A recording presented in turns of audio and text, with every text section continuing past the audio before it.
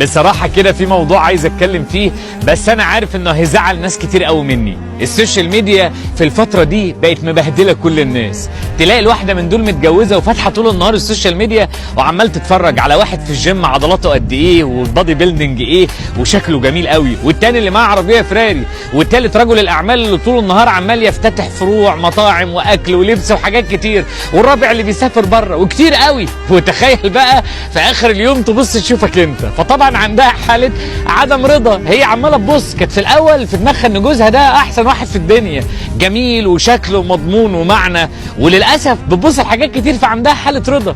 وعلى الجانب الاخر يا سيدي طول النهار ماسك الموبايل حضرتك وعمال تبص على الموديلز الفلانيه، الفنانه الفلانيه، السيده الشهيره الفلانيه، لبس ايه وبراندات ايه وحفلات ايه ودنيا ايه وكل حاجه مظبوطه بالشعره.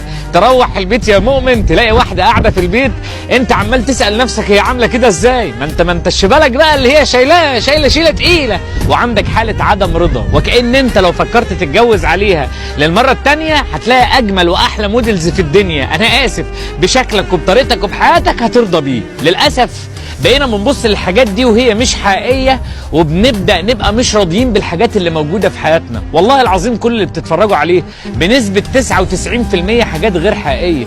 بتبص فيها حواليك لناس هم عمالين يصدروا صوره حلوه، شكل كويس، كامبين بيتعمل والله عشان اعلان في جيم، وعشان رجل اعمال لازم يبقى مشهور والناس لازم تبقى عارفاه، وعشان موديلز يا ابني ده اكل عيشها، وصدقني عايزه ابان قدام الناس ايه، وصدقني والله لازم يبقى هو مجهز نفسه لده. انا ذات نفسي اما بصور فيديو لازم اسرح شعري حتى يعني وبيبوظ شويه، لازم البس كويس، لازم اعمل كذا، لازم ابان في شكل كويس، بجهز برضو ان انا ابين الحاجه بشكل كويس. الحمد لله الواحد ما بيمثلش بيقول الحقيقه، ولكن صدقني ما تخليش الحاجات اللي حواليك عماله تاخد عينيك.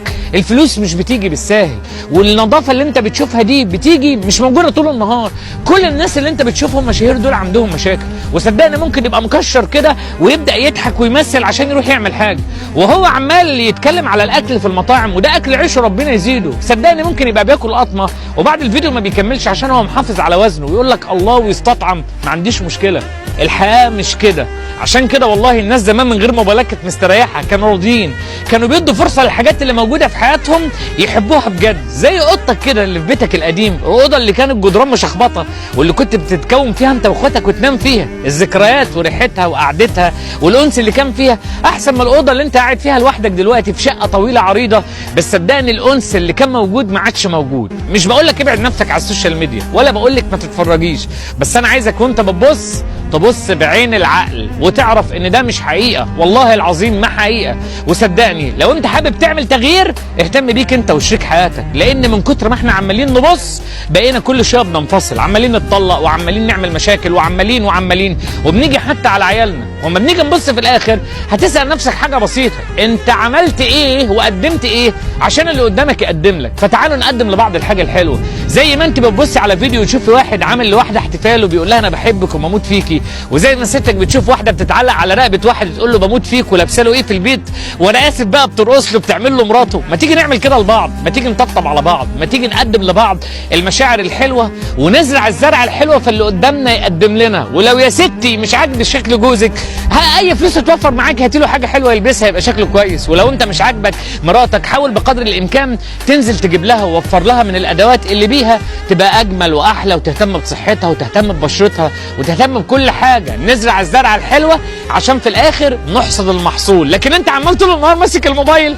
عمال تدور على المحصول، عمال وفي الاخر هتلاقي حياه كدابه. يعني انا عارف ناس كتيره جدا من المشاهير وكلهم ناس محترمه وجميله، اما بقابلهم بكتشف زي ما هم بيقابلوني بالظبط احنا بني ادمين عاديين، ربما بننقل حاجات حلوه اتعلمناها وشفناها وبنحاول. ممكن اكون قبل الفيديو ده كنت بعيط عشان عندي مشكله، بس اقول لك انا ما وقعتش وما قمتش، انا وقعت وقمت ونقلت لك ان انا قمت والحمد لله انا بنقل حاجه كويسه. بس في ناس كتير قوي على فكره ممكن تبقى وقعت وما قامتش، اتكسرت وما اتصلحتش وبتسوق لك ان هي كمال بنسبه 100% وانت عمال تدور على الكمال ده في حياتك.